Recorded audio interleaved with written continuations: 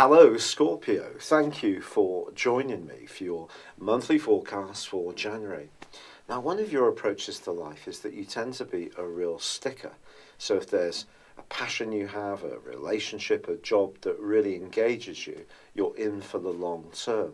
This comes from the fact that the quality of your sign is fixed. Now, of course, you're also a water sign, so there's other parts of you that are ebbing and flowing and evolving. Not least because Pluto, the planet of transformation, is your modern ruler. But your traditional ruler of Mars is about passion, of course. And you may find yourself, as you head into the new year, really quite passionate about some new ideas that are buzzing around your situation. In fact, ideas which could inform some of the way you go about your life, and this steadfastness that you often bring to situations could be challenged by the fact that you do want to shake things up a little bit. And how you think, the belief systems you have, your relationships with siblings, your neighbours, people in your community, the way you absorb information is all up for change.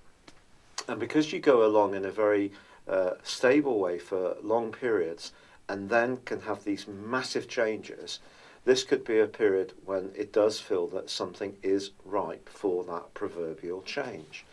Now also, Jupiter, the planet of growth, is aligning with Mars as you go into this new year in your sign. So if ever there was a time to show self-confidence, this is certainly it. This is also going to give you a huge burst of extra self-confidence, especially around your natural sex appeal, which you're pretty aware of, but I think you're just going to be a little less doubting of what you can bring to any particular party. And that self-confidence can itself be very attractive to the people you encounter. But of course, there's a lot of action in the sign of Capricorn, not least that Saturn, the planet of structure, has moved into Capricorn for the first time in 25 years. If you are older, you could think back to 27 years ago, broadly, and that is when you will have had a flavour of it going through the sign of Capricorn last, and you might think back to some of the changes that unfolded for you at that time. If you're a bit newer to the planet, I think Saturn in Capricorn is very much about hard work, it's about perspiration, application. But it's possible that some people could start to challenge some of the ideas you've held for years or the way you've been. Not everyone will necessarily maintain your status quo in terms of how they view you. So that can change as well. But in general, your enthusiasm, the ability to connect with people from the Sun's conjunction with Venus at the turn of the year, and the fact that both Mars and Jupiter are also linking with Pluto. So your passions, your ideas, your mode of communication can be extraordinarily persuasive in the early parts of this year. And that's going to become even more the case once Venus goes into a conjunction with Pluto at the end of week 1, and then halfway through week 2, Mercury moves into Capricorn and creates a break from the stalling that went on in its journey through Sagittarius, which may have seen some issues around finances, your self-worth, value, but now it too is picking up speed, helping you to think a bit more crisply. However, by the 18th of January, well, Venus has moved into Aquarius, followed by the Sun on the 20th, and Mars, your traditional ruler, moves out of your sign and into Sagittarius on the 27th.